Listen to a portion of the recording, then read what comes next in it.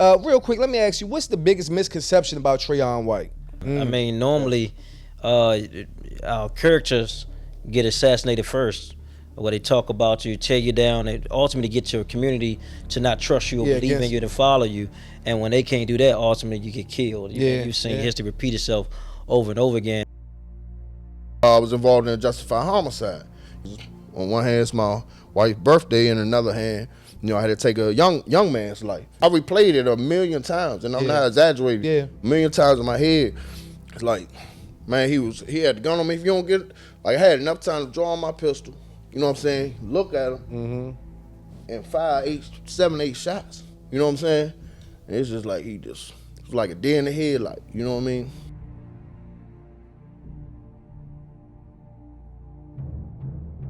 Do you ever feel like there's like a metaphorical target on your back? Like anything you do, everything you do, people like Trayon White did this, Trayon White did that, or is that just how it seems on social media? Nah, all the time. Okay. I mean, this new Secure DC bill, crime bill.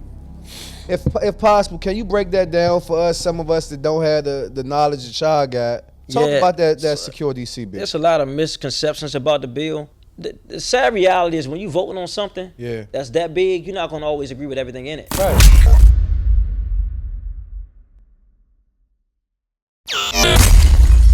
DC, what up? Northeast, what up? East Coast, what up? We international, Ryan.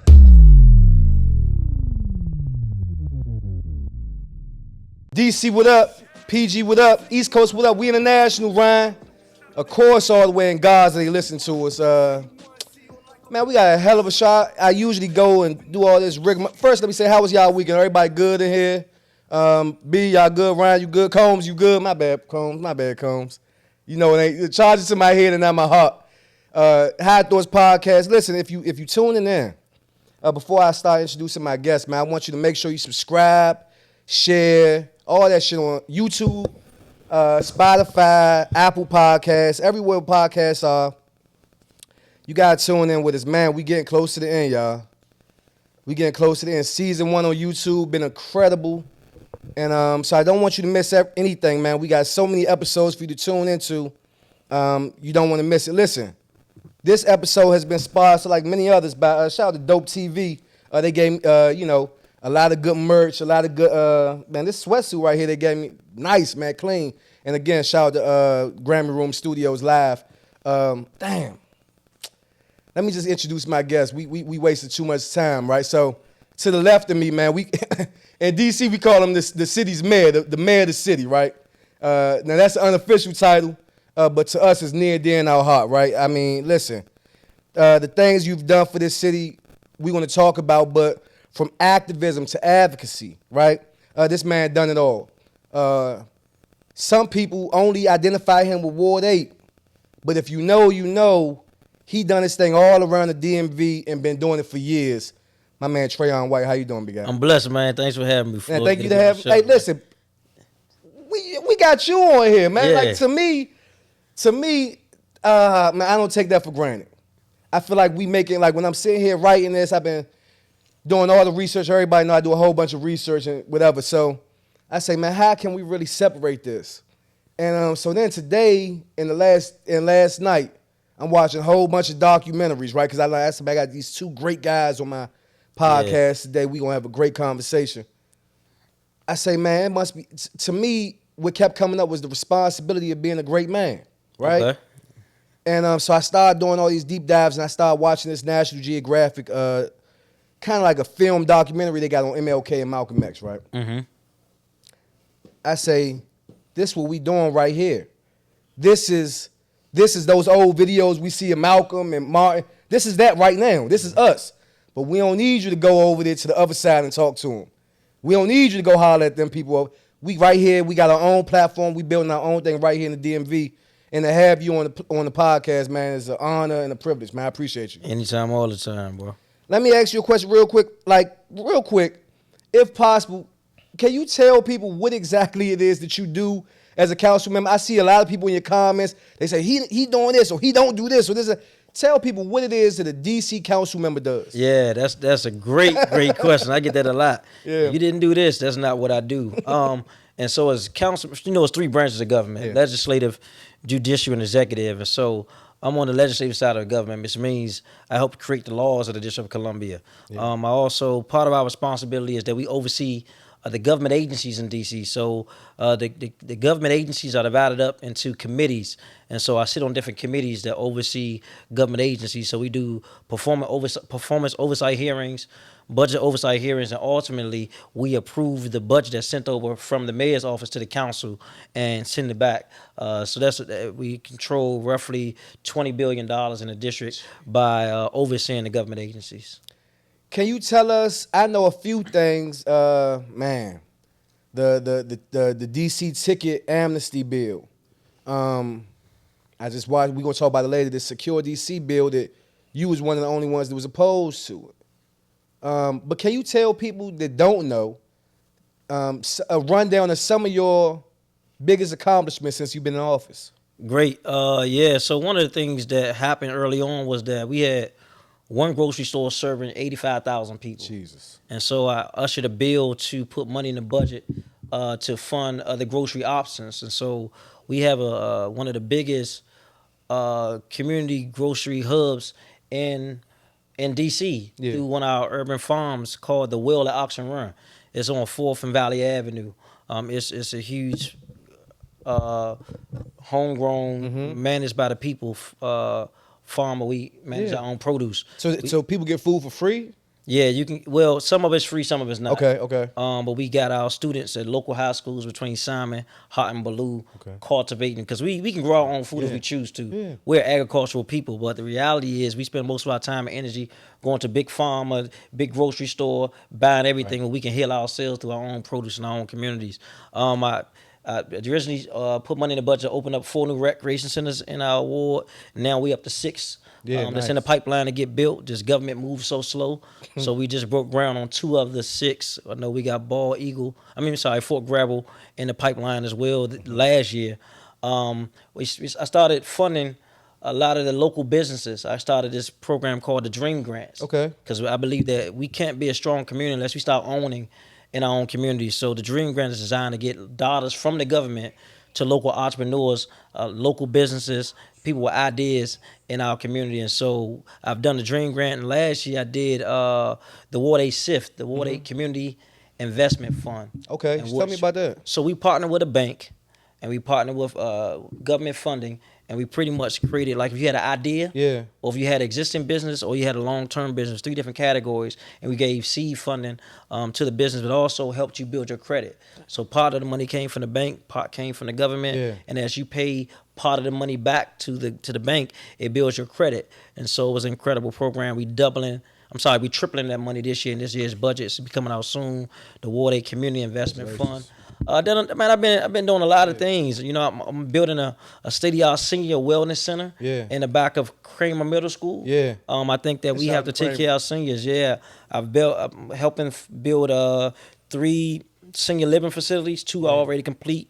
We got 1 coming about a big chair. It's called Reunion Square. In the trauma center too, right? Y'all still doing that? So we opened up the state-of-the-art not trauma center, but treatment urgent care facility called Cedar Hill. We opened up a hospital, which on St. Elizabeth East Campus, that's under construction right now. That's going to have a trauma center. It's going to have specialties. It's going to have service where people can come, because we have some of the highest health disparities per capita in the country, east of Anacostia River. So with the help of like Vincent Gray, even Mayor Bowser, you know, we able to get that to the finish line so we can have a healthy healthcare system in east of the river. So we saw that majorly like during COVID, right? Like the disparities was like heartbreaking. Like I remember at one point, because I was out there a lot doing the front line working during COVID, right?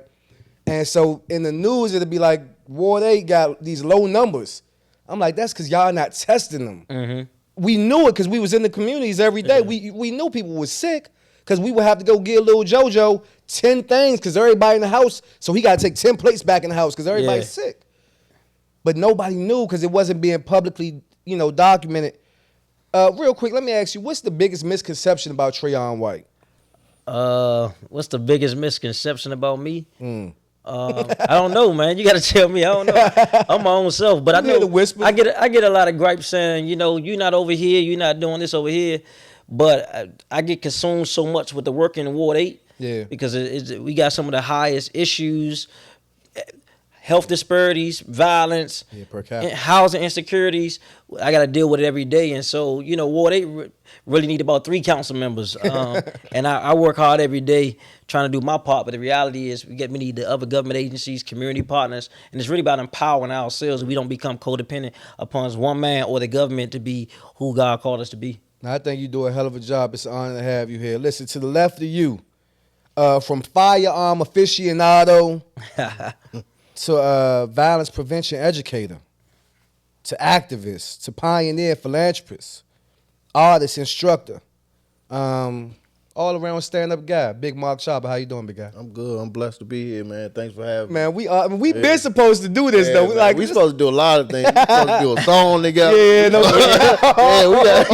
we backed up. We catching up though, man. It's good to call you a brother though. No question. Like, well, God the best of planners, and everything happened in its own time. And we were supposed to link up right before that fight you had, right? Yeah. Now look. It looked like you was a little gassed out by round 2, nigga. Oh, yeah, I mean, hey, look. I'm a shooter. Hey, I put him down. Yeah, no, you definitely put him down. That's what it came down to. I had to hurry up and put him down, too, because I was gassed out. Tell me about how you went through that whole training process. I know it's a different thing. Everybody know you for the firearms. You said, I'm going to take it to the gloves and go inside that square circle. Which is not easy. Yeah, for sure. Well, boxing always been a passion of mine. I've been boxing since I was 14 years old. Okay. So I had the opportunity to get a fight in North Carolina where it was a boxer, supposedly boxer. You know what I mean? Right. Yeah, he wanted some smoke with me, and the promoter asked me did I want to take the fight, and I told him, yeah, of course, under certain circumstances where the money was right. So I took the fight.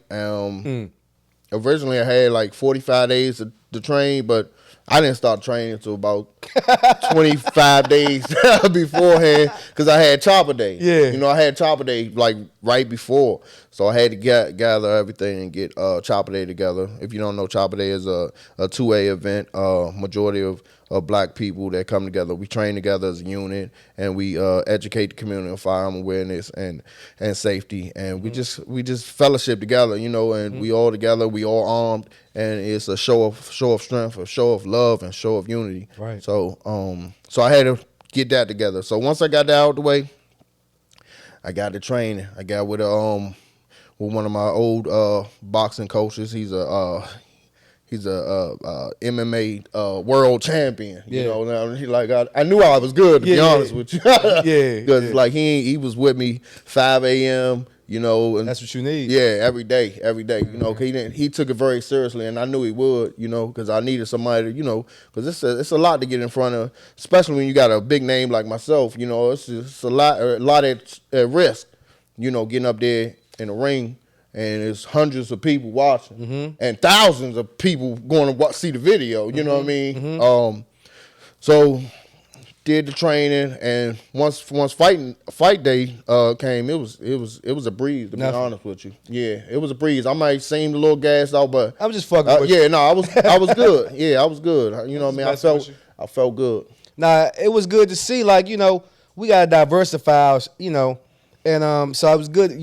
Listen. Anytime you get some money out of state and you doing something legit, you ain't even putting yourself in no danger. Yeah, you gotta tip your hat to that. Yeah. Tell me a little bit. Let's go back. You was talking about Choppa Day. Yeah. I want to know about how you came up with that. How you came up with the Choppa community. Yeah. Which is something that you do that's kind of community based. Yeah. In the DMV. Well, actually, man, I've been a gun enthusiast. Just. Kind of, buying guns, collecting guns, getting involved in the shooting competitions, and going to gun shows, and going to these different big, huge Second Amendment events. And one thing I noticed that it is like literally 99.8% white people when I go. So with Choppa Day, I wanted to create something for ourselves. For us by us. Facts. Teaching proper education and proper etiquette for pertaining to firearms. Something where we had a free space for Facts. Mothers, fathers, children to come and get educated, man. And And it's been a beautiful thing. You know, starting out, people thought I lost my mind. You know, people like, you can literally, people saying, you know, you can't bring black people and have guns in one space. Because the authority, I mean to cut you off, but the authorities try to shut you down a couple times, Yeah, right? absolutely. Okay, Oh yeah, right. man. It's like I said, a show of strength and unity. That's going that's going to bring some real attention. Yeah. You know, and that's been like some of the best days of my life. You know, just bringing the people together and just everyone there and understanding the purpose, understanding what's at stake. You know, everyone who shows up. I can say this with wholeheartedly, like they understood the assignment. Like we have so many eyes that we are on us at the moment, so we got to make sure that we just on point and that we, you know, putting effort to progress and putting effort to, you know, unifying. Fact. You know, even if it's different neighborhoods or you got beef with this person, that person, when you step into the community grounds, the training grounds, this is where it ends. This is where it stops. Is that how you came about finding your own community, for lack of a better term, right? But that's a good term, right? Because the Choppa community. Yeah. Tell me about how you came to put that together. Like, was that you? Is that you by yourself? You got a team? I got a team, but that was nothing but God, man. Okay. That was a voice in my head. I literally just started digging holes, bro. Yeah. Like real life, me and my brothers just started digging. Like we wanted just to create a space, you know? Yeah. Wanted to create a space so we can come shoot it. Then it's like, I want people to come. Yeah, You know, facts. I want our people to come out. And so I started, you know, offering free services. Yeah. Every single Sunday, you know, we will offer free self-defense, free.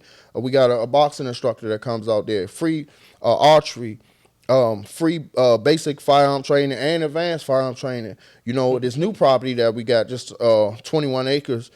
We got a river. We got a hunting ground.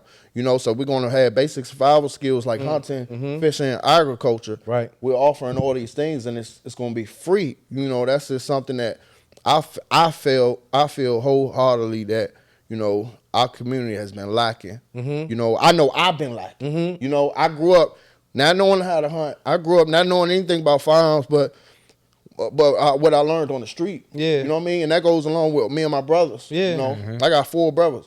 So, and nobody had firearm knowledge until I started this movement. Yeah. Now me and my brothers, we all armed legally. Yeah. Now my mother armed legally. Right. And my mother was the biggest you know, like she was Against- anti-Second Amendment. It's because how we You know, brought up, though, it because was they how just we want to brought keep up. us safe and out of Yeah. jail. And Yeah, that's how we brought up. and I get that. You know, we weren't allowed to play with water guns or anything. Like so, and when I started posting my guns, Yeah. oh, my mother called all my brothers. You need to talk to your brother. Yeah, He's crazy. lost his mind. Well, how did you And- get into doing that content, that type of content? You got videos where you like Yeah. MTV cribs, Yeah, and you yeah, like, uh-huh. I got a gun in my door of the bathroom. Yeah, yeah. Like that. Oh, Yeah, the count.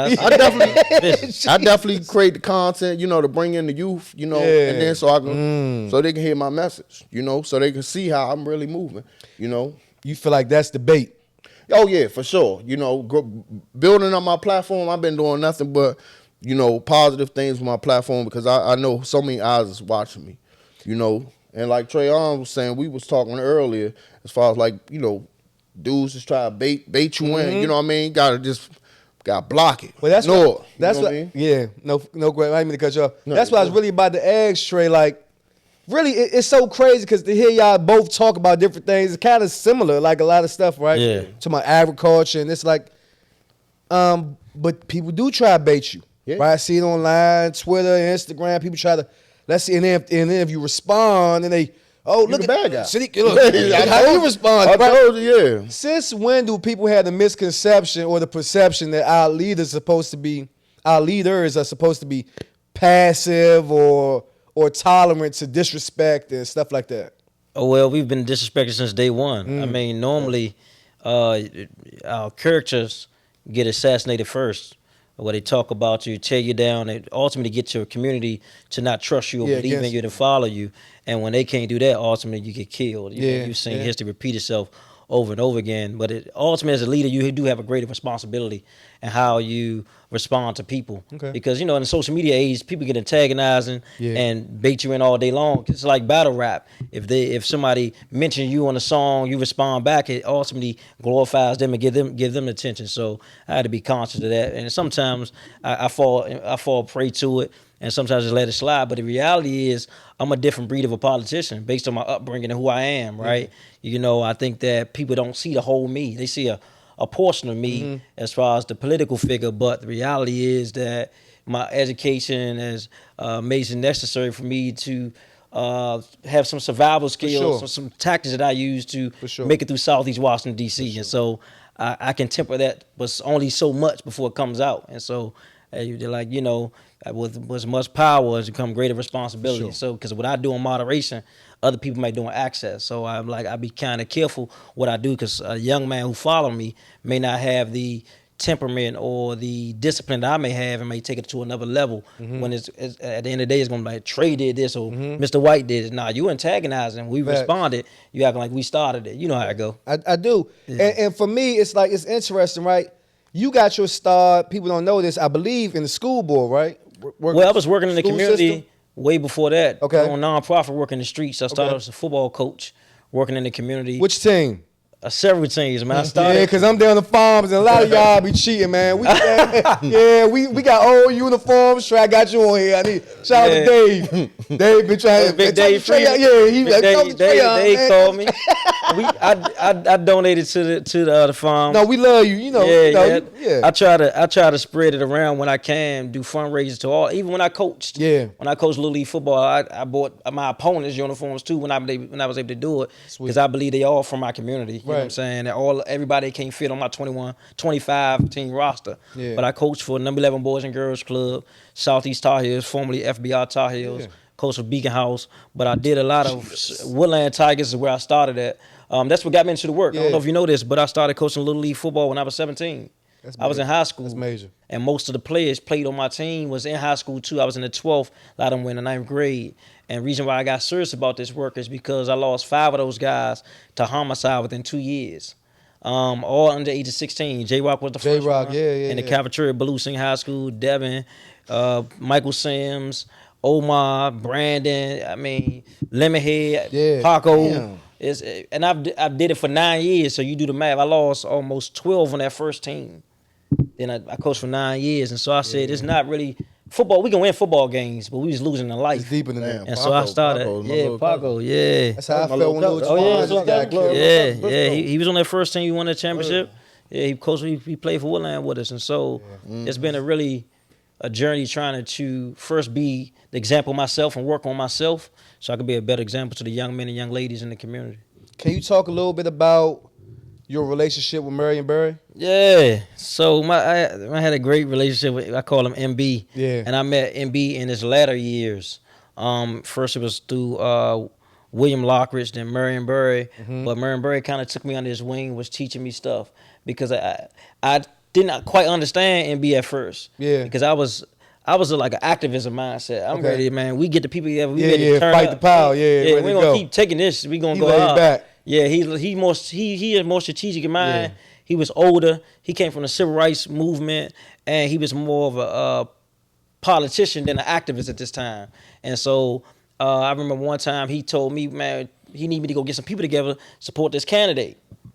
I'm like, all right, cool, bet. I go get the van, get the bus. We got all these people together. I get to the meeting, and he got on a shirt of the opponent that we support this guy. He got the opponent shirt on. I'm like, man, so everybody thinking they like Trey, Marion Barry, because they want to be part of whatever Marion Barry part of. You know what I'm saying? He got me looking wild. Yeah. So I said, B, what you doing, man? He said, I got the right to change my mind. I'm like, what? When you gonna tell me? Right. So I told everybody, man, take them shirts off. We whatever MB would. But he was a master politician, and he was always a step ahead. And he was a great philosopher. You know, he was a semester away from getting his PhD, but he was a brilliant mind to glean from in the short years I spent time with him. Incredible. Like, I used to shout out to Jahar in the building. I used to see MB every morning. Marionberry, I would go to Mama Co's. My mom. Yeah, on MLK, no question. Yeah. If you don't know, but if you know, you know. No question. And she had the breakfast, and then she had the lunch special. Near the end, it was like the same thing every day, right? But every day you go in there, Marionberry be sitting in the corner, right? It's almost like you watch American Gangster. They talk about how these guys did the same thing every morning. I mean, every morning he had his coffee or whatever. He reading the paper. Yeah. And eating breakfast. I'm like, damn, this is Marionberry. And growing up, you knew him, right? I got my first job because the Marionberry summer youth job and all that type of stuff. So you know who he is, right? Now, when you're younger, you don't know his, like you say, he more of a politician at that point than an activist. Mm-hmm. It's not till you older and you do your research, you're like, oh, no, he was a serious guy. Yeah. He was front line, right? But now you see him older, it's different. So to me, I feel like I'm privileged because we got to see that. In your opinion, what's your favorite part about the old DC? Togetherness, man. You know, we had a real sense of community. Like, you can go across the street, you can play outside all day. We probably play 8 games of football. Yeah. Not only do we play in our neighborhoods, we used to play other neighborhoods, right? And we used to walk everywhere. You talking about walking to house parties, walking to the Boys and Girls Club, to the local go-go's. Like, it was always fun. Even though it was still somewhat dangerous back then, we didn't necessarily see it and feel it as kids because we was always in sports, involved in something. So we had more activities and things to do in DC when we had less resources, if that makes sense. The budget now is $20 billion. You look back, the budget back then was probably about $7 billion. Yeah. But we had more stuff to do. And so I just remember those days. It's like every day was like summertime. You think them cutting a lot of people say, man, they cut the go-go's out of DC or they cut the rec centers or this or that, after school programs, the music programs, this and that. Do you think that played a big role in it? Well, I think that people not really engaged in what's happening every day plays a role in it. And when we see those things cut, most of the time it's too late. There's a lot of conversations and meetings that's happening in the community every day. Like I was just at the school the other day, and I just see the parental involvement not what it used to be. Nothing. And so when we talk about stuff being cut, it's because the people that need the resources the most are engaged the least. Facts. Damn, that's fact. We're going to get back to that. No, I want to ask you right now, why?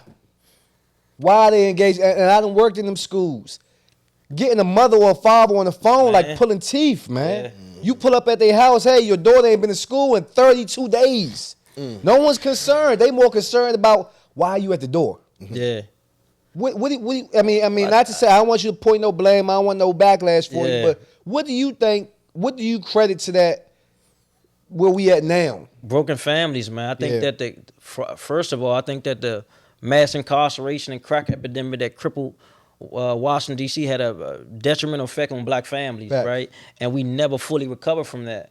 I think that a lot of parents in our community got more than one child, 2, 3, 4, 5, 6 kids. And sometimes just because you're working with that one son, she or he has to be concerned about the other kids as well. Yeah. And they may not get all the attention they need. And I think that poverty, right? Yeah. When you're in poverty, you're trying to work and bust your ass every day just to provide food on the table. So you may not take off work to go to that football game or go to that PTA meeting or that after school program. Gotta pay rent. And you got to pay rent. And the reality is that the rent man don't care nothing about those excuses. And I'm not trying to make excuses for parents, but the reality is that's some of the things that parents are making decisions on every day because it's hard to live in the city with the price of living going up and the earned income is not increasing as fast as the rent or the mortgage or the bills in general. What they say, $100K, you might as well be making minimum wage now in D.C. Oh, no question.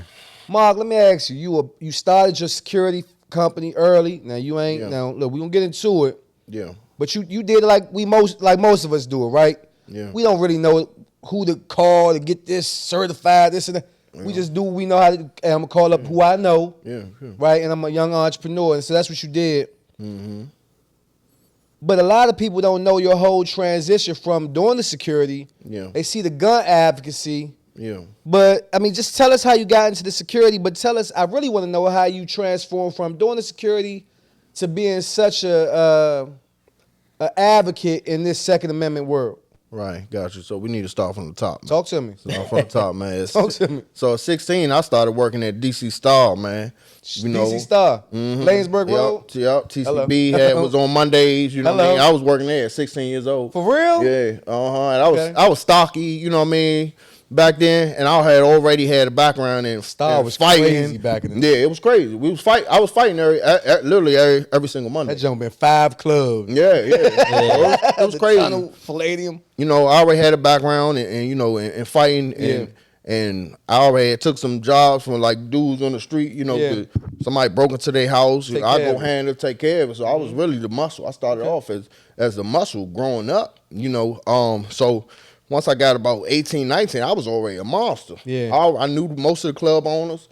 You know, I was pulling up with my whole team. You know, I had my own team. By 21, I had about 4 or 5 different contracts.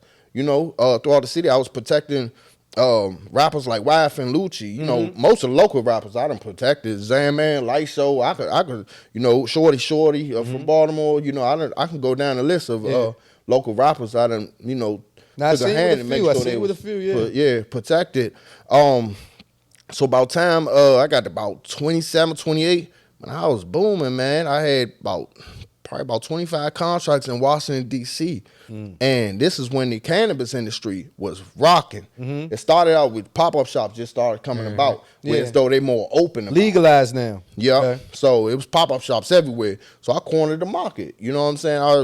I was pretty much walking through security at the pop-up shops, you know what I'm saying? Using my face card, walking right on there, going right to the owner, you know what I'm saying? Man, this how y'all rocking, showing my pistol.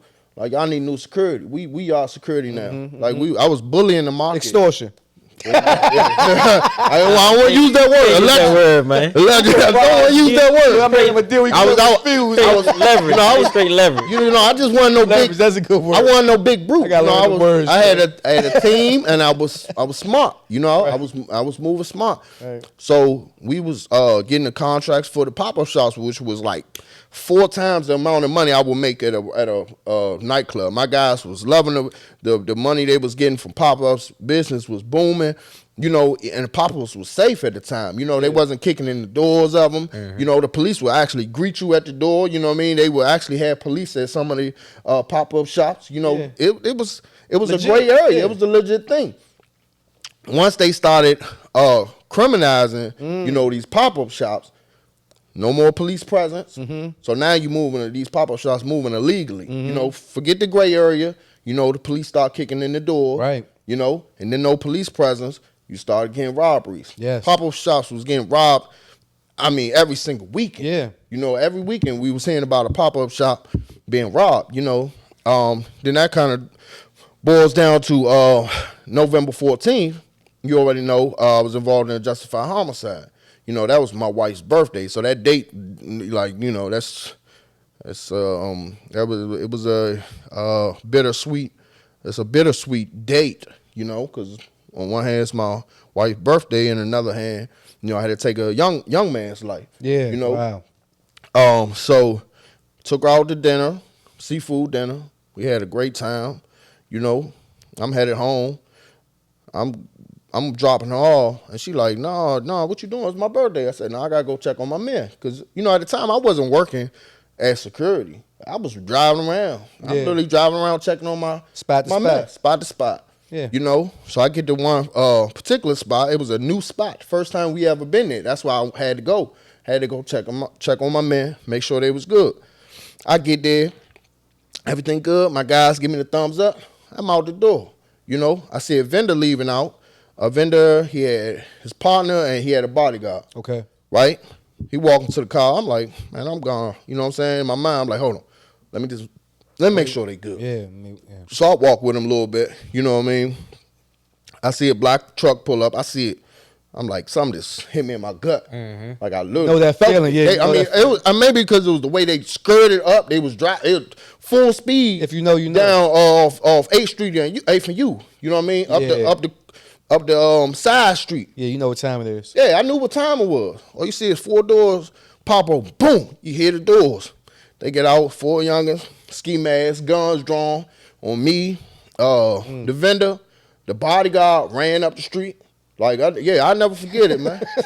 I never forget it, man. Some dudes just not built for this. You know what I mean? I get paid enough. Yeah. Like, it was crazy. It was crazy. It was a movie, and in my mind, I'm like, oh, I'm on my own. This is slow motion. Go ahead. Yeah, I remember it like it was yesterday, bro. I replayed it 1,000,000 times, and I'm not exaggerating. Yeah. 1,000,000 times in my head. He up the street. The vendor pretty much dropped his stuff. You know what I'm saying? He looked like he was going. He was going to step, but they had cornered him, and one younger had his gun on me, and I'm just standing there. Cause for real, to be honest with you, I was like in complete shock. Yeah. For one, this is U Street. This is thousands of people walking up and down. You don't Like, expect that. ain't nobody seeing this. You know what I'm saying? Yeah. Like, and he was like, man, if you don't get your ass on the ground, if you don't get on the ground, remember that joint? Man, I remember. I was like, man, it's go time. It's a wrap. You know what I'm saying? Yeah. So I was like, it's going down. So I drew my pistol and start firing, and it was got the jumping from there. And I felt a couple shots, you know what I'm saying? Like flying past my head, you know what I'm saying? Mm-hmm. And his other guys was all, you know, like they took off up the street, you know what I'm saying? Like, honestly, I ain't even see Younger drop. I just ain't see him no more. Mm-hmm. You know what I mean? I'm like, oh, they gone. You know what I mean? I ain't know if I know one thing. I know one thing is like he froze up though. You know, I ain't never say this or never said this to nobody. It's like, man, he had the gun on me. If you don't get it, like I had enough time to draw on my pistol. You know what I'm saying? Look at him and fire 7, 8 shots. You know what I'm saying? And it's just like it was like a deer in the headlight. You know what I mean? So that was that. You know, I dealt with that, and then of course, you know, I'm a youngin' from Washington D.C., man. First thing in my mind was like, I'm out of town. I'm gone. You know what I'm saying? Call my family. Call my wife. Say, yeah, baby, I'm going to go see mama. You know what I'm saying? She already know when I say going to see mama, I'm gone. Mm-hmm. You know what I mean? You know, she got a little. She in a small town. I'll never be found. You know what I'm saying? So halfway up the road, I'm like, man, I ain't running from this. You know what I'm saying? I ain't leave my family. Yeah. I got babies at home. You know, I got 5 children. I said, I ain't doing this. Yeah, I got 5, bro. I started early. I started at 16 years old. You know what I'm saying? That's why I started working. I started to get some money. Yeah. Like I had my first daughter. You know what I'm saying? 16. So let me stop you real quick. I done heard songs you put out, videos you put out. Yeah. I want to know what your mental was like. Knowing you just said this replay 1,000,000 times in your mind. Yeah. Tell me about what your mind went through knowing you took a life. A lot of drinking, I'll tell you that. Yeah? Yeah, definitely a lot of self-medication. Yeah, self-medication, you know, replaying it, you know, seeing what I could do different, became kind of obsessed with the young man's life I took, you know, like just seeing who he was affiliated with. Yeah. And of course, because I was, you know, I got to watch my back. So for sure. Now I'm watching who's around him, what neighborhood he from, you know what I'm saying, who his cousins. Mm-hmm. And that was just a rabbit hole that it was, when it going down, I find out like most of my people was his peoples. Mm-hmm. You know what I mean? Yeah. Like I'm seeing my cousins, you know, under his post. I'm seeing my cousins, you know what I'm saying, pictures with him. I'm like, you know, DC is so small, we don't realize like real, man. Small city. Everybody connected in some way, you know. And that was rough, you know. That was rough. Because especially when the story came out, it was like, you know, it painted me out to be the bad guy. You know what I mean? But at the end of the day, I ain't had no options. I was taught, you know, pull out a gun unless you use it. Right. You know what I mean? And it was a gun in my face. So I want to know, tell me a little bit about the middle ground law. Yeah, middle ground law, basically like I can fight force with force. That's what got me off on my self-defense. Right. You know what I mean? Because at the time, you know, allegedly the firearm wasn't registered, you know, and allegedly I was not. We heavy on allegedly. I didn't have, yeah. Nah, fact though. You know what I mean? Everything. And allegedly, you know, I never had a allegedly. I didn't have a security company. You know what I mean? I was, you know. God is the greatest, man. Apparently the muscle. Yeah. I was the muscle, and I've been doing that for years. Yeah. You know what I mean? You know, I've been doing it for years. And so basically if someone pull out a gun, you know what I mean, I could defend myself with a gun. Right. If my life is in imminent danger. Like Maryland, they got the castle doctrine. They got pretty much a duty to retreat. Like in Maryland, if somebody come at you with a gun, you literally have to do everything in your power to get away. You have a duty to retreat. DC, you don't have a duty to retreat. I don't have to retreat. You come at me with a gun, I could defend myself. Yeah. You come at me with a knife, I could defend myself. Yeah. A lot of people don't know that about Washington, D.C., that we do have a middle ground I law. didn't know it. I didn't know. I didn't know either. I didn't know. Until that case. It's a lot of people beating cases like that now. Yeah. Because the guns and the shootings are becoming so prevalent. I mean, it's hard to even convict a person knowing that an innocent person, somebody pulled a gun out on them and used their weapon against them. Yeah. And if you got a jury, just common people that's seeing the violence every day going side with the person who's the victim. I will say this. I will say this. Go. I will say this.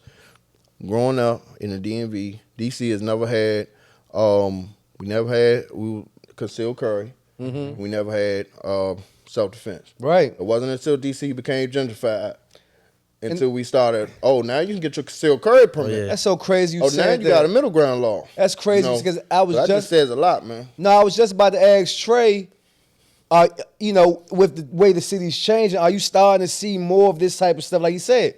Now that the gentrification come, laws are starting to change. Good. People starting to be a little bit more accepting of protecting themselves. Are you starting to see that type of stuff? Absolutely. I think that for a long time, violence was isolated in certain parts of the city. Right. Or certain neighborhoods of the city, and it was all right as long as it was them over there. Them over there. Don't bring it over here. Right. And so when it starts spreading, I said this last week, it's like cancer. When you don't treat it, it spreads. So now it's a big deal where you see the new crime, a secure DC bill. People call it crime bill. But we had to wait for the white man to die before. No disrespect to him. Yeah. But the reality is, everyone's talking about it, but we've been experiencing it for almost 30 years straight. You know what I'm saying? Without any relief. They called you crazy when you said it was a national. Oh yeah, we're in a national emergency. We come to crime in DC. We need to treat it as such. I never told you. So Washington Post want to do an interview on me, right? Yeah. In the interview ain't nothing about Trayon, right? Nothing. We done did an hour and a half interview. He said, "Hey, let me ask you a question." I said, "No problem." He said, "What do you think about your guy Trayon White said they need to bring the United National Guard? The National Guard." Yeah. I said, "This is what I would say. First, I said you'll never get me to speak out against anybody that look like me. Second, if Trayon hadn't asked you that, would you be writing about this issue that's affecting this city right now?" So whatever his purpose was, he got y'all talking about it. Mm-hmm. He got y'all discussing it. Because kids been dying. This been an epidemic for years. Yeah. The last 3-4 years. He got to go and say something so quote unquote outrageous that you so against him that you'll write this paper, but really you proving the point. Mm-hmm. I want to go back a little bit with you, Trayon. I want to, if possible, you talked about a man. We were talking about Marion Barry, but you talked about a man who really is the way you got into politics. Mm-hmm.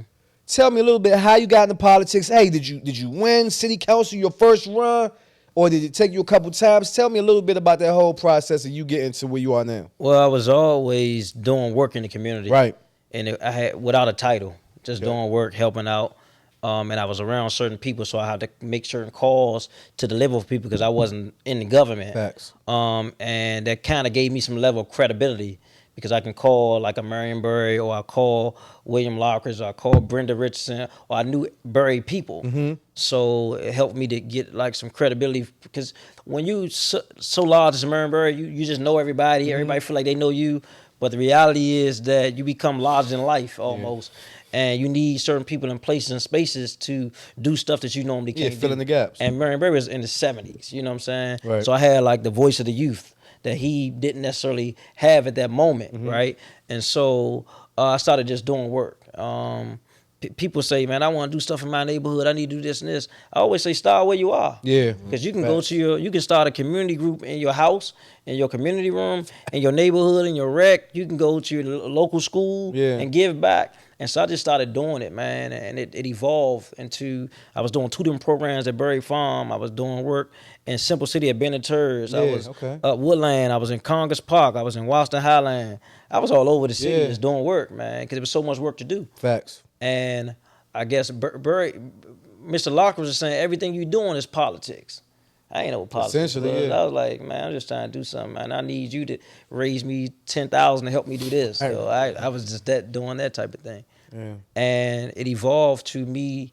Mr. Lockridge was actually one of the first people talking to me about politics before Marion Barry. Right. And he wanted me to run for the school board. And I was like, man, I don't do politics. I'm almost like an activist, you know what I'm saying?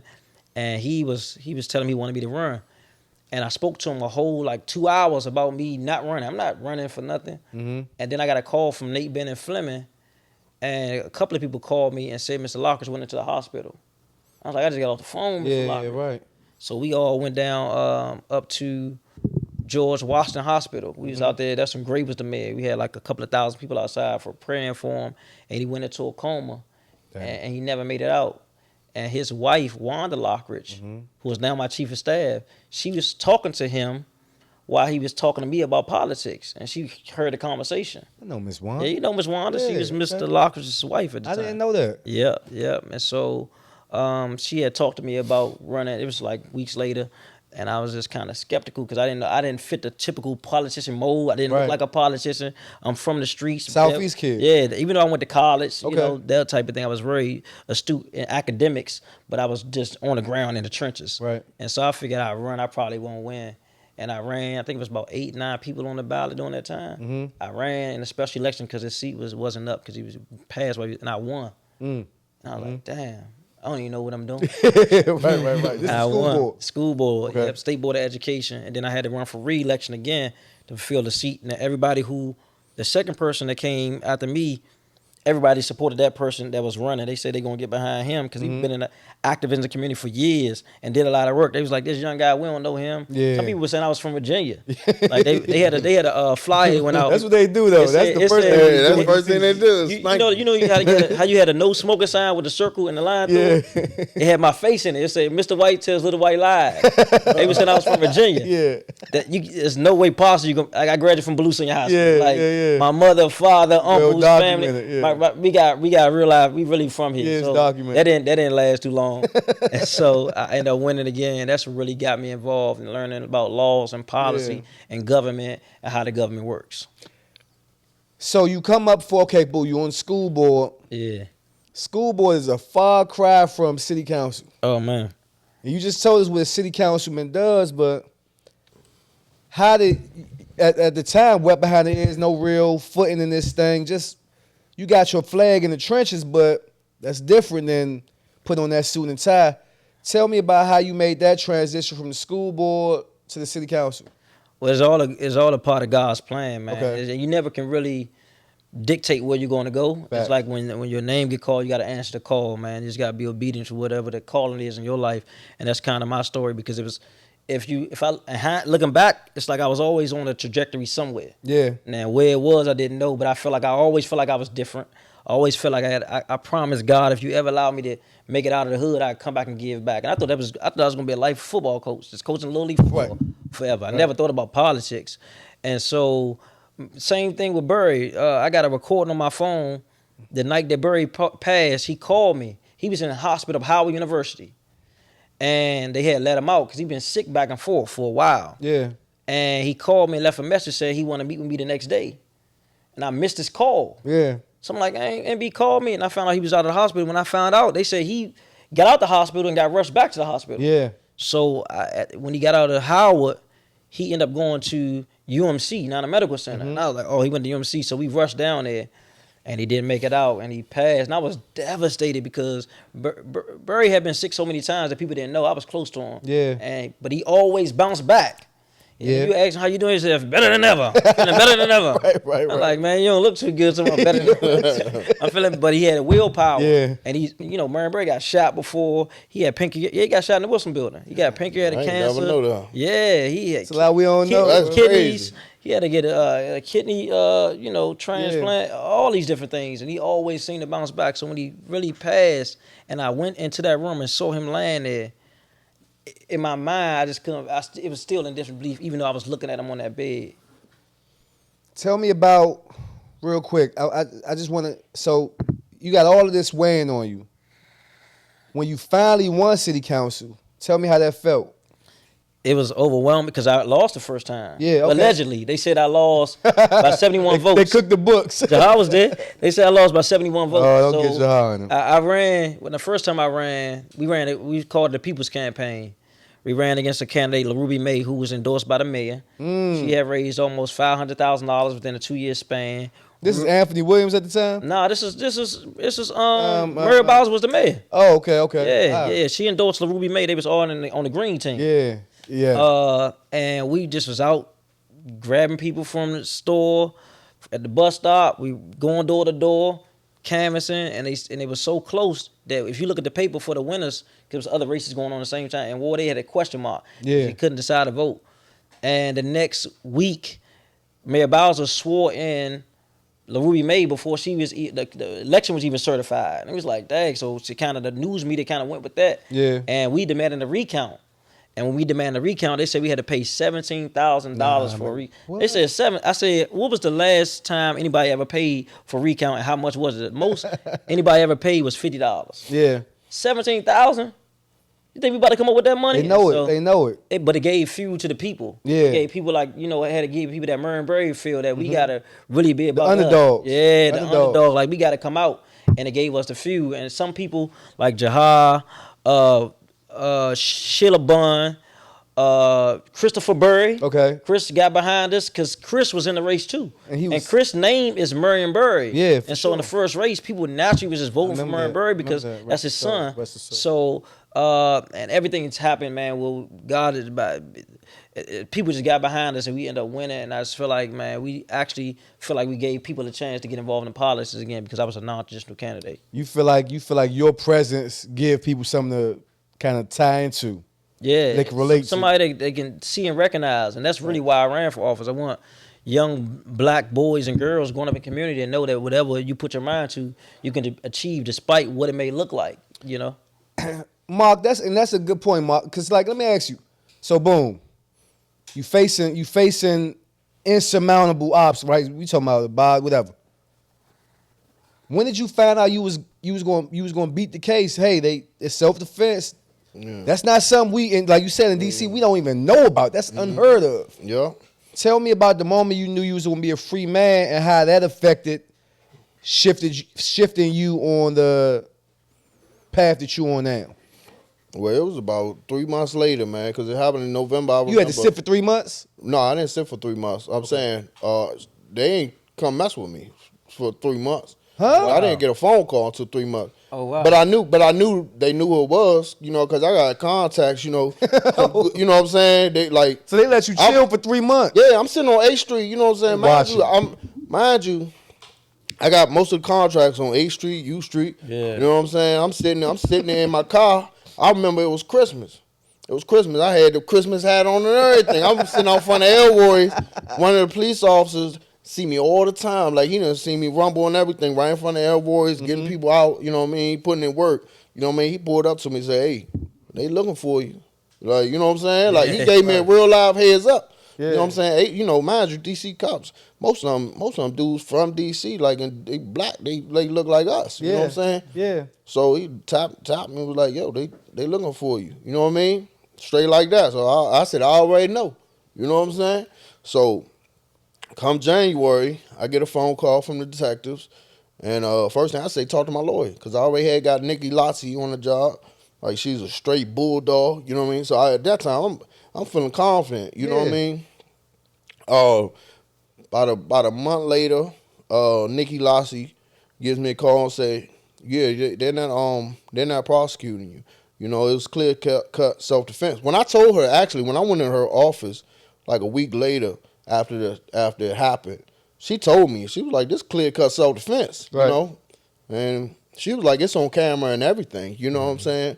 So so when she told me, I was relieved, of course, because I done had this for sure. This weighing on your shoulder. Yeah, on my shoulder, you know what I mean? That's heavy. So of course I had, I was worrying about, feds kicking in my door, you know what I'm saying? And then I'm on full alert, on any get back attempts, you know what I'm saying? So I was already like just on edge. I was on edge for sure for months. So when I got the phone call, I was like, man, relieved.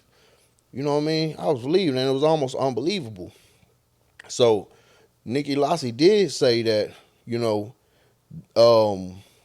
they can get you on the unregistered gun. But she even said that they said they wasn't. They're not pursuing you anymore. Yeah. That's what they said. So I said, all right, bet. So I'm gonna try to. I done felt like I done got a second chance. You know what I mean? Second chance to, do things the right way and like really educate myself. Because it was just ignorant and lack of knowledge. You know what I mean? Like I didn't have all my ducks in a row. So that started you starting to have them conversations with yourself. Yeah, I started Googling. Okay. I started talking to people. Because you thought, hey, I done dodged the bullet. Yeah. Okay. Time to do things the right way.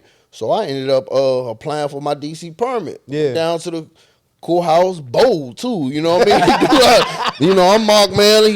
Here to fill out my. Oh, you went to the permit. DC courthouse. DC courthouse. All right. I went to the. They had gun registration right on. I think it was 300 or 500. 500 Avenue. Yeah. Indiana Avenue. I was on Indiana Avenue. I know exactly walking up in there. Ain't nothing but MPD. I'd be nervous going there to get fingerprints. Man, I'm walking there, strutting in there. I'm coming to get my permit. What are the steps? So they give me all the steps. I do the application.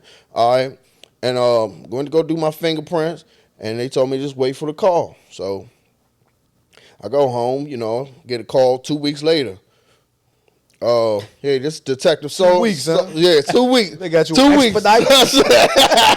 they expedited it just for me, man. So they called me delivery. and was like, yeah, your gun is ready. 'Cause in DC, you got to go buy the gun.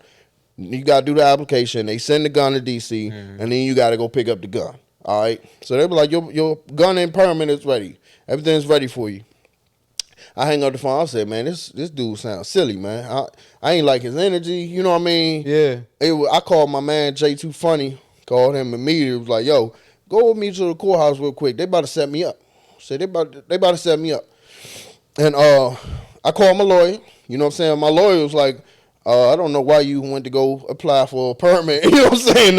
In the first place, like, you supposed to be laying low. I'm like, well, I'm trying to do things the right way. I'm trying to, like, either I can get my permit or I can't. You know what I'm saying? Like, either they looking for me or they ain't. Right. So I was ready to face them. You know what I mean? At that point, anyway. So I head up to the courthouse. Go tell them, sign my name in and everything. And say, you Mark Manley? Yep. So I sit down. Man, it's about 25, 30 police officers come bum rush me. I'm talking immediately. Yeah. You know what I'm saying? Throw In the the cuffs courthouse, on in me. the jump. Yeah, in the courthouse. You know what I'm saying? Nigga. Mm-hmm. Yeah. Nah, for real. Going in there like that, crazy. But I was ready. You was ready. You was I was ready. ready. You know what I mean? I had to move to the next step. Yeah. Okay. So because I'm on Curry. You know what I'm saying? I'm on Curry pistol, like straight like that. I'm from an era where I done seen it. Most of my good friends, they got murdered. You know what I'm saying? I've seen bodies drop right in front of my face, and I've been in the protection agency so long. I've been in shootouts. You know what I mean? I done seen bodies drop. So I real life got PTSD, bro. I'm about to say, how do that affect you? Yeah. You talking about, like, everybody see Mark Choppa with the guns and this and that whole thing. Cool. It's cool. But we talking about real life. Yeah. How does that affect you mentally? Like, seeing bodies drop, that's not some regular shit. Yeah. No, You know what I mean? I'm gonna tell you something. My daughter, she wakes me up every morning. You know what I mean? She wakes me up before she go to school. Because they get out of there early. You know what I'm saying? I wake up at 5:30 every single morning on the dot. Yeah. Right? I might do it on my phone. I might do some push-ups. I might go for a run. Come back in. I go back in bed. You know what I'm saying? I go back to take a little nap.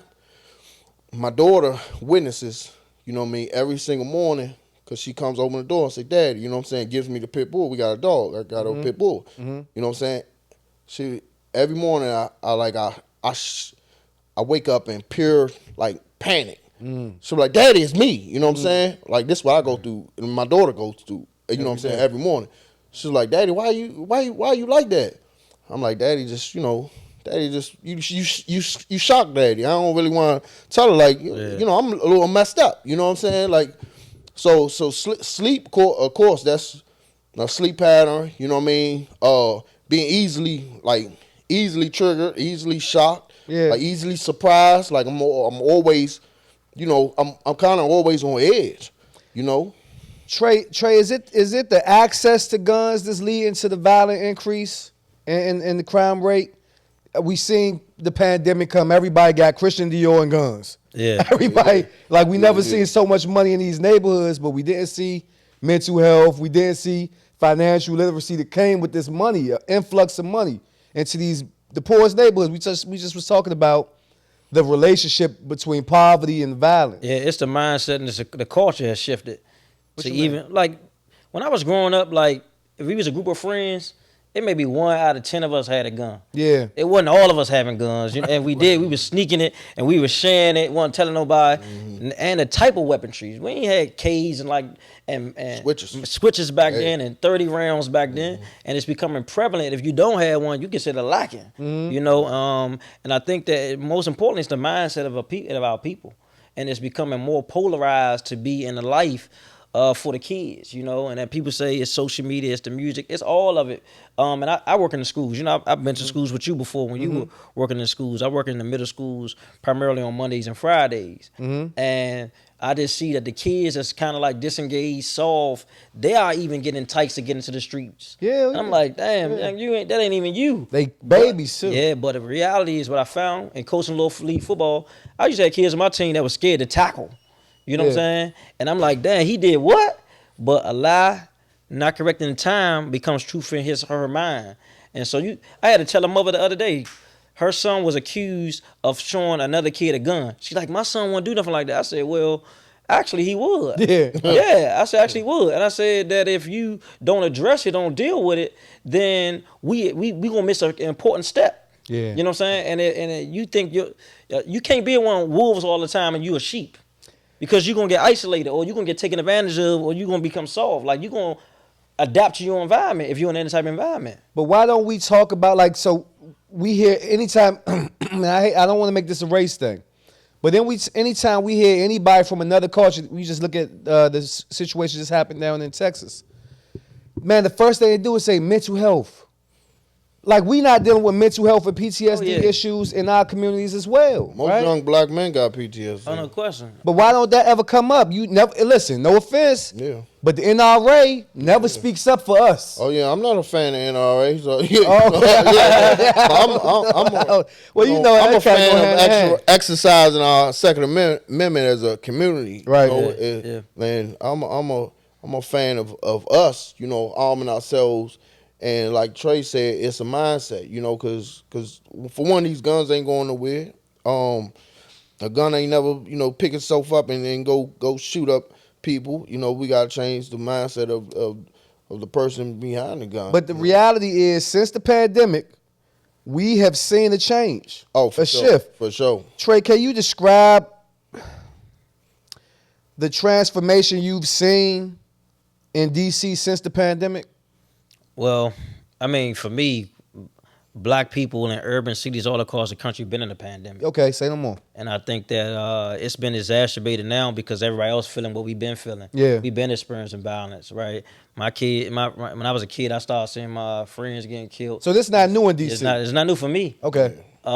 You know, I think that the type of weaponry and stuff like that is, but I think it has got worse. But I'm talking about the neglect. I mean, you talk about broken homes, poverty. You talk about homelessness, as leads to hopelessness. And I'm not making excuses, but I think that if we don't deal with the underlying issue, gotta fix that. It gets worse over time because you got the parents are now 17, 16, 20. Yeah. You know, you saying, you know, growing up, we had grandmas and grandpas. We had aunties that was a part of the village. Now, we don't have the stable older grandmas like we used to. It's gone. You know, the foundation has shifted. And I think that plays a part beyond the pandemic. Now, the pandemic was something that hurt. It touched everybody. Okay. But I think there's some of the things that we've been experiencing long before the pandemic. Yeah. Long time coming. Yeah, man. It's us versus us. I definitely feel like it's a us versus us thing. But okay, cool. You out there front lines every day, right? I mean, we talked about a few things, and it got to be overwhelming because all of this stuff come across your table, right? And so then it started to feel like it's our own people turning against people we fighting to help. have issue with what we doing, how we doing it. Yeah. Do you ever feel like there's like a metaphorical target on your back? Like anything you do, everything you do, people like Trayon White did this, Trayon White did that, or is that just how it seems on social media? No, all the time. Okay. I mean, most people can't name 5 council members in D.C. Right. They say, you know, my name got to come up, you know, because I'm socially relevant. I got you. And I'm active, but the reality is that I can't be everywhere doing everything. Mm-hmm. And so part of my mission and vision is to empower people to be your own stakeholder in your own community. Yeah. You know, because that's your nephew. That's your son. It's tough, Trey. That's your aunt. Trey, a nigga was in here while we was recording. Yeah. And they was recording the song say the man in Trayon can't stop shit. Nigga was in here. And that was like a drill song. The man Trayon can't stop shit. The man Trayon. I say, damn, I want to play this shit for Trayon when he come up. You don't know these kids. They from somewhere. Yeah, that's how. And they like, that's like the, and I'm like, and they like, nah, Trayon cool. Because I'm talking to him after. I'm like, nah, Trayon the man. But they saying, listen, it's past Trayon. Mm-hmm. Mark, let me ask you, both of y'all, really, when blood been shed, how do we come back from that? Because these kids, once the blood, somebody, it's not just that they beefing over something that was 30 years ago now. Yeah. Their little man got killed. Yeah. Such. And we know that the brains don't develop to 21, 22 years old. 24, 25. Yeah, these kids want to get back now. They 14, 15. Yeah. Once the blood been shed, is it too late to come back? It ain't never too late. It's never too late to come back. So I think that depends on the situation. Yeah. And the reality is, in my perspective, DC too small for us to be beefing at all, right? We all too interconnected. I was in the DC jail a couple of months ago with Anton White, Jahar Abraham, and Elbow Ford, known as Man Man. And one of the guys was from a neighborhood. We be talking to him, going to their cells, talking to him. He was like, man, I guess Tone was asking the guy, where you from? And he said the neighborhood. And he's like, why you in here? He was telling him he had caught a body or whatever.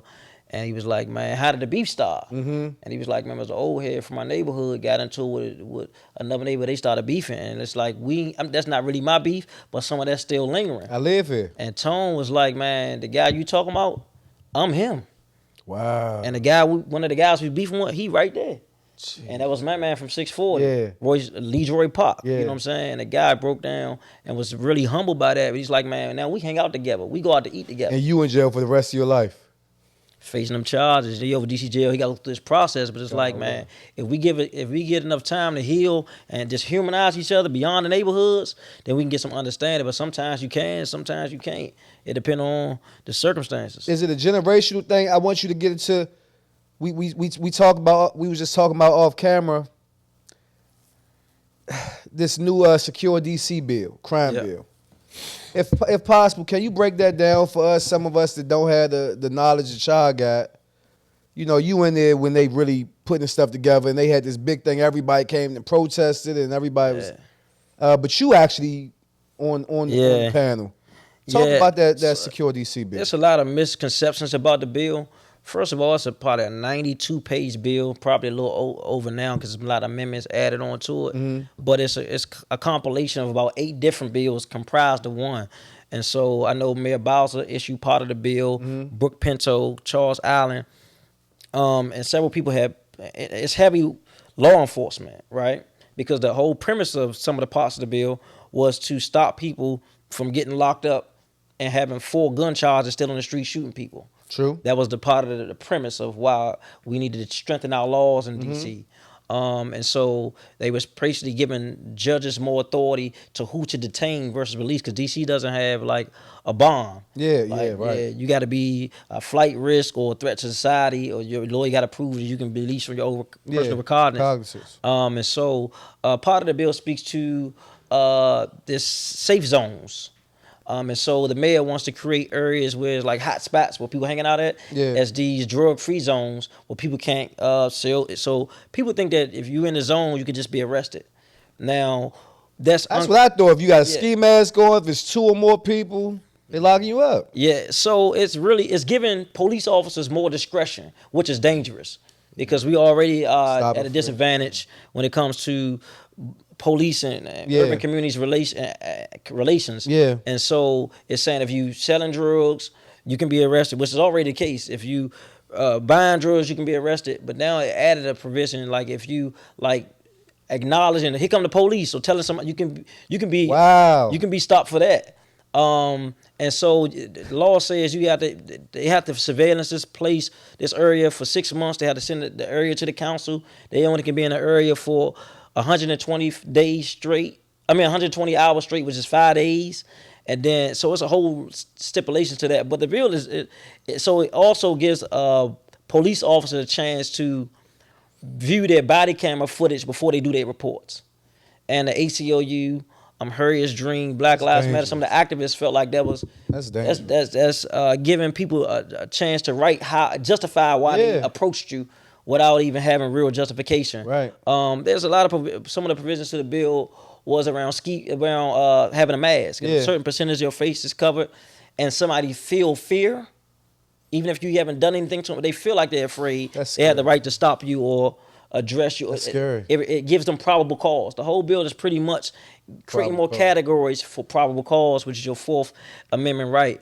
The bill talked about, spoke to the incommoding law. When people say the two people gathered, a lot of these laws are already in practice. They just gave more meat to it so people can actually enforce it. Mm-hmm. And so you can't. Incommoding means you can't prevent somebody from walking on a path straight. Like if somebody walk on the sidewalk, you can't be crowded on the sidewalk, sitting in lawn chairs, crates. No lawn. I got 2 lawn chairs in my trunk. You're not gonna be sitting outside in one of these zones. You have in the truck. You sit outside in these. I pull right up and drug-free zone. But you know the reality is, Floyd, like people just gonna move to another spot. Right. That's why we got to deal with the social ills that's contributing to this. Because somebody outside for 16 hours and you probably making, I don't know, make $200 a day, if that. Yeah. And you don't really know your purpose. You don't really know who you are. And you just out there trying to get some money, but there's some other underlying things that's happening that we need to address too. So I understand parts of the bill and what they were trying to do, but I also understand that over-criminalizing and mass incarceration has never helped Black communities. It actually hurt our community. So I'm working with colleagues to add amendments to the bill because it passed 12-0 to 1. I was the one who voted present. Is that why you opposed it? Because it was some things that you felt like had to be added before we can go forward? The sad reality is when you voting on something that's that big, you're not going to always agree with everything in it. Right. And when you vote, it's just one vote on the whole thing. And so you can add amendments or take away to give and take to it. But the reality is there's a lot of things in the bill that I don't like. And I think that's unfair because you can be given a higher sentencing if you commit a crime at a rec center. And so it talks about excessive force, right? Mm-hmm. So I'm like, I don't know. Laws have words. Yeah. So most of my fights happened at my recreation center or my Boys and Girls Club because we was playing basketball. Yeah. We was playing football and we got into it, even though you don't know what the circumstance may be, but I don't want to link both of those two together saying if I'm in a fight at a rec now and I'm kids, and it's 16, it's really targeting 16 and up for a lot of provisions in the bill. And it's a little more than that. We can go into it as well, but it's a pretty lengthy bill that can be problematic if not enforced right. And I don't even know if we have the police department or the numbers on the police department to enforce a lot of these laws. Not the way that it should be. Yeah, not the way that it should be. We'd be short on manpower, and by the time we hire 300 officers, the data reflects we're going to lose over 350 officers. Let me ask you the same thing I asked Mark. How do you find your balance mentally? Listen, every time somebody, not maybe, of course not every time, but a good percentage of the time when things happening in Ward A, or anywhere really in the city, you there a lot of the time, right? Traumatic events. You a father, right? Yeah. Man, you're a family man, you're a man, period. How do you find the balance between dealing with the weight, literally, of a whole war, but really the weight of a city, what's going on, but just coming home and being a dad and just a regular person? Yeah, I want to say one thing to the bill real quick. Go ahead. That I do also believe that there has to be some accountability in the streets, man. Right. Like, I've seen a video of the young man who carjacked somebody for a car and put the 6-year-old out in the middle of traffic, right? Or the youngest took the car and put the baby with a note on it, right? Yeah. Today was a shootout on North Capitol and in New York Avenue today. I was outside Friday. Somebody came through and started shooting on Friday. And so I do believe it has to be some accountability measures, but you got to get DBH involved, Department of Employment Services involved, not just the police department. You know what I'm saying? How do I find balance, man? Whew. I try to use healthy outlets as much as possible. Yeah. But I go to therapy as well, man. Okay. I go to therapy on Wednesdays. I go 8:30 in the morning. I'm on therapy on my phone, which helps me to release some of the stress, anxiety, my thoughts, and depression. This is a very depressing job. I often meet people in crisis and at their worst. When people call me, it's something. 90% of the time, it's something sad or dramatic, or I need to act on it immediately. Yeah. From people having housing insecurities, getting put out, a fight, crime scene, and so I just try to cope with it the best I can. I try to keep a good nucleus of people around me that's not yes men or yes ma'ams that can kind of check me and create a healthy outlet to encourage me as well, because it's not easy. Just one of the hardest things I ever did in my life. And I'm on films today. When I thought about coming out here, I gotta take this ride. Yeah. And so it's like it's exhaustive work, but it's like I gotta be obedient to the calling, so I can't do it no more. Because I know that I'm in a unique space and time where people like me don't get this opportunity often to represent a city where they come from and be in politics to influence policy, laws, and budgets like this. And so I take it very seriously. But therapy, swimming, massages, Swimming? You know I swim? Yeah, man, I swim, man. I swim down a hot pool, man, as a kid. Yeah. And my uncle used to take us up, what was that, East Capitol pool? Quick question. You ain't gotta answer it. Oh, Lord. No, quick question, real Yeah, quick. you say you ain't got to answer. That's about to wrap disclaimer. up. Well, We saw you into the mayoral. Is that how you say mayoral? Yeah, that's it. Mayoral race. Race. Interested in doing it again? I don't know, man. I'm up for re-election right now for my current seat. Okay. And there's some people gunning for you. Look, I ain't gonna say no names. I go in the club, I get a drink, right? Yeah. My birthday. Yeah. I turn around, somebody who running for your spot got Yeah. a camera. Floyd, take a picture. I'm like, whoa. Yeah, what's on? that's how I go. Take a picture with me. I'm like, this joke gonna pop up in 3 weeks. I've seen this movie so much. I probably ran against on my council seat. I probably ran against about 25 people. Since Wow, man. So every year they pick up. Every year, people Somebody say, else, people don't support you no more. And I've been blessed to win and continue to serve. And one day when I do leave, there's somebody behind me that's going to be about the people. I'm happy to support that and talk about my succession plan. But there's no fear with me. I work hard every day, and I just pray that my work speaks volumes at the polls. So you leaving that question in the air. I don't know yet, man. Are you running for mayor or not? I just ran. I'm tired, man. So but I'm running for my seat right now. Okay, That's what I'm saying. all right, I'm with you. So I gotta with take you. this first step before I can go to the next step, because the mayor just won in 2022. So Facts. she got a some couple couple more more years on her term. So I haven't really got that far in my mind yet. But Okay. I've been in politics since I was 26. I'm 39. Yeah. So and my daughter's 4 now. My son about to be 16. So I got to think about all these aspects. For sure. Man. Yeah. Well, listen, as we wrap up, first I want to say I thank y'all so much. We got a segment called The Roll Up, right?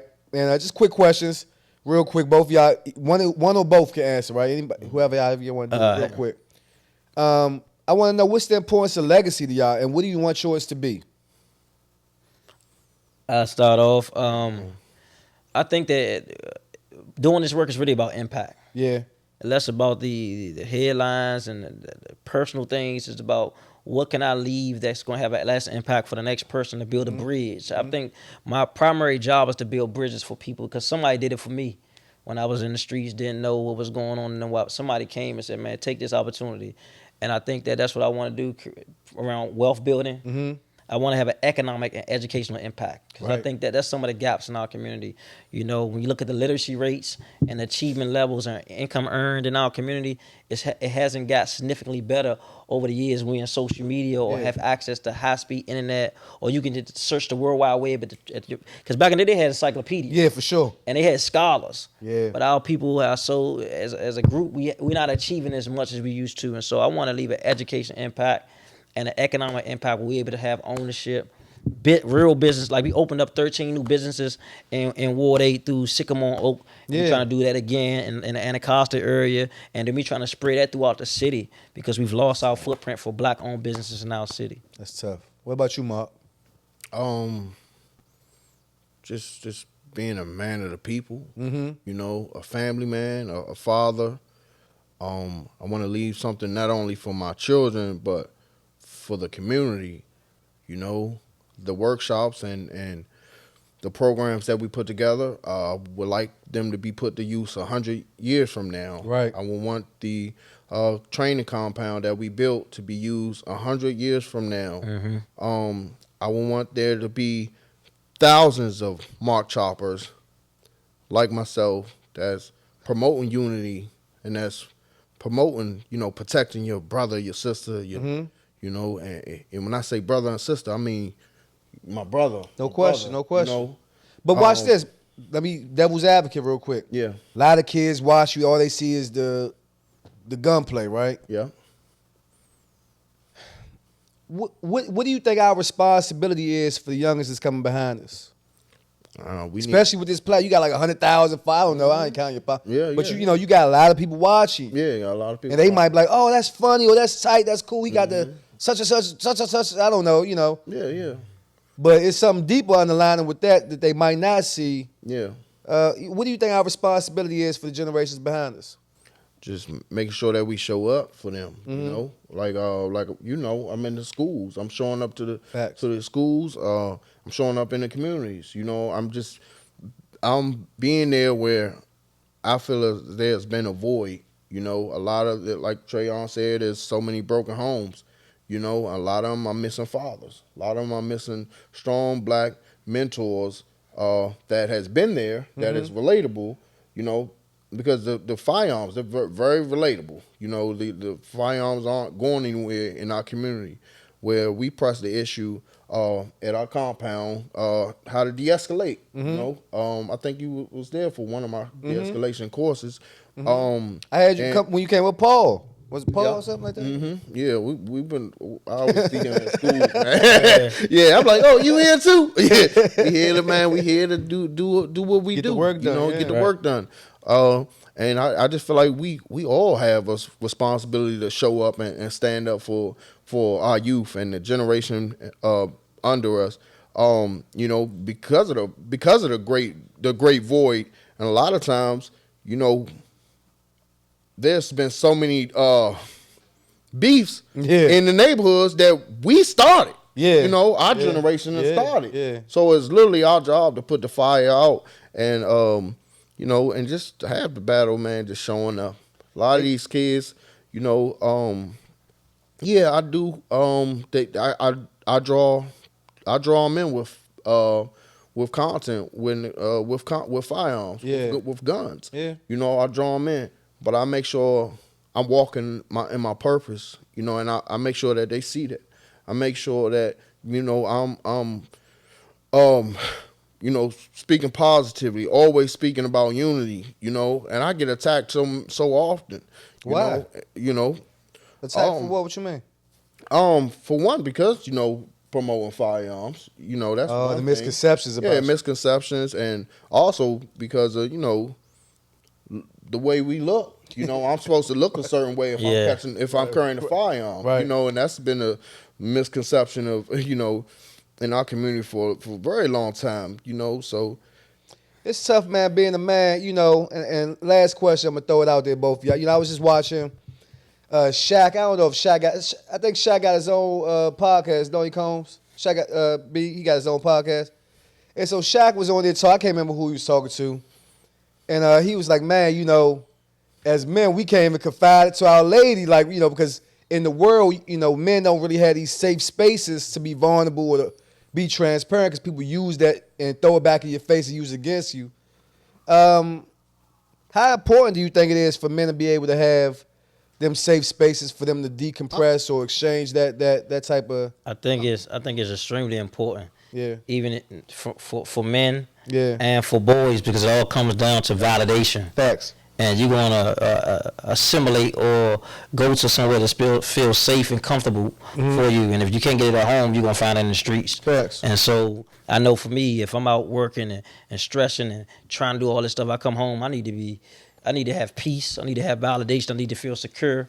and I need to make sure I'm feeling love, right? Because man, that goes back to our issue with the youngins that we're mentoring and working with. Right. Like they're getting validation, but the wrong validation. Like Facts. we said something earlier when we was joking before the set came on about somebody may look like a nerd, Right. But the nerd is one that's going to decide who's going to be hired at that job, Facts. who's going to be the owner of that company, who's going to be the supervisor. Facts. You know, and it's reversal role because the smart kids, we have to promote them to be the cool kids. Facts. Because if you in the streets, you consider the cool kid when it's really reversal roles. What's good is bad, and what's bad is good. Facts. And so Right. the validation that men need, if not done properly as a boy, it can manifest as you get older. And so even from each other, we got to communicate more with each other. Because Yeah. men don't talk. Right. We got to be able to hug each other. Yeah. And not on no homosexual Yeah, thing, yeah. but just kind of like. Nothing against the homosexuals. Nothing against no, Yeah, yeah. We don't want y'all- because sometimes people feel like I feel more vulnerable to hug another man. my man, when yeah. The reality is that we don't tell each other we love each other enough and show each other love enough that it's easy for us to be It's needed. defensive and hard because we got those walls up and those defense mechanisms because we grew up in these environments Yeah. that wasn't common practice. And it's needed. It's needed. Look, I want to also Go ahead, answer talk, that talk. because I feel like Shaq came from a middle-aged man that is, Right. who is single, right. right? Yeah, and I absolutely agree with him. But when it comes to my perspective as having a wife, Talk that. until death do us part, Talk that. Yeah. she knows most of my deepest, darkest secrets. She got a cousin. I need. And I I'm try, you fucked know, up. I need one. and I'll share that with her before I share with anybody, yeah. anybody in this world, you know. And I mean that, you know. So, as far as having a wife, there's a big difference from some girl you met at a bar. Facts. You shouldn't be, you know, definitely confiding in some random joke. No. All right. No. Do what you came to do. Go home. I mean. Yeah, because they will use it against you once they're gone, you know, or once you up and leave, they're gonna use all any information on you to try to be vindictive and use it against you. Hey, we do a segment. Usually it's early in the show. I just slipped my mind, but I'd be remiss if I didn't do it. We can do a moment of silence. Shout out to the DMV DC basketball legend, my man SpongeBob, man, lost his life this week. I don't Rest in peace. whenever this comes out, but lost his life. Listen, life is short. Condolences to his family, his kids, my loved ones that love him, everybody that know him. Life is short. Moment of silence. All right. Hey, listen. To close it out, I give y'all a chance to tell people how they can find you. And we call it the high thoughts, right? So give them your high thoughts, your last message to them, the people that's watching this, all around the world, they watch this, they listen to it on the podcast.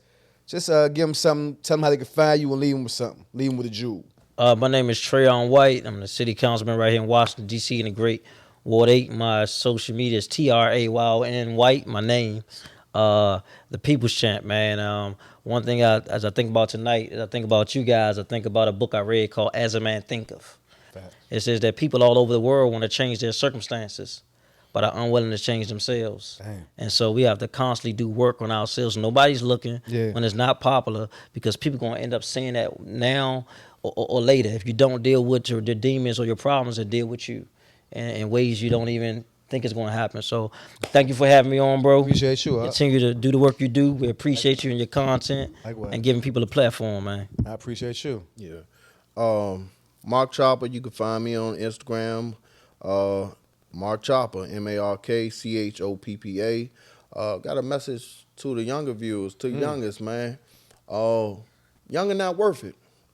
He not worth your time. He not worth your freedom. And he not worth your life. So I know this is sometimes I feel like, you know, folding somebody up. Yeah, I feel like that too. Jesus Christ. And I keep that in mind. It's not worth it. Ain't even worth it, man. So I love y'all. Thank you, brother, for I having me on appreciate this show, you. man. And, Y'all you know, too. Listen. I feel like I've, been in here venting, man. You like to talk about fun, man. I'm like, man, I done vented too We much. need that though. Now we need that because these BS stereotypes and narratives, Yeah. Ain't no way to judge no book by no cover. We all multi-dimensional and multi-layered. Like, Yeah. can't nobody say, oh, he's the such and such, so he shouldn't be. They don't know you, what you've been through, how you get. They don't know what you deal with on a day-to-day. Yeah. They same with you, same with me, right? So, same with everybody in this room, by the way. And so that leads to my high. First, let me say thank you all for tuning in. We getting close to the end, and you just made this season an amazing experience for me, my team. You know, I love y'all. Man, choose freedom, and you define what that means for you. That's my high thoughts for that. Choose freedom. Define what you're gonna live and what you're gonna die for. We got to do both at some point. You know, but do it on your own terms. You know, understand your purpose and accept your greatness. Most of us dealing with imposter syndrome.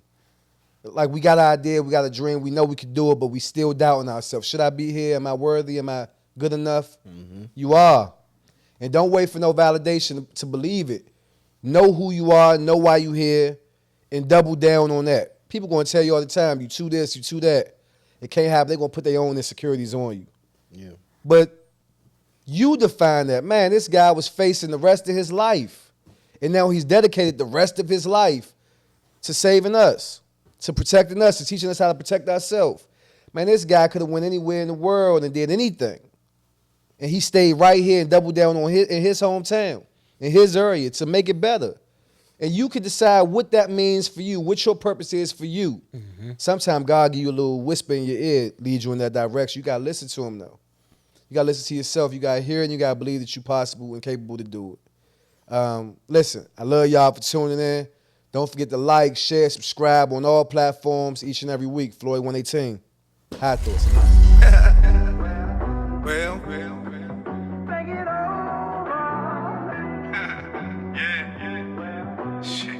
fuck it up, bud. Go. Yeah.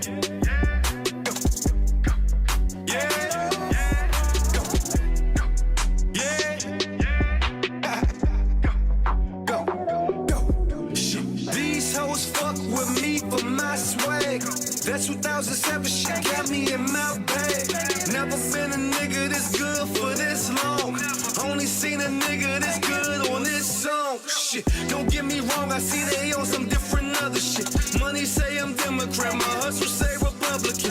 Know some ghetto bitches, pussy hit just like you want it slim. Got some bougie bitches that's gon' lick it till you come again. Shit, do your thing, do your thing, do your thing, bitch. Do your thing, do your thing, do your thing, bitch.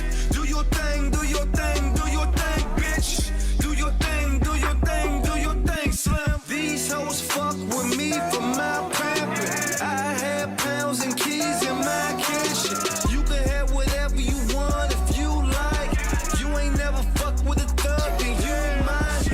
Gnarly do, I pump that Bob Marley fool all day like them Rastafaris do.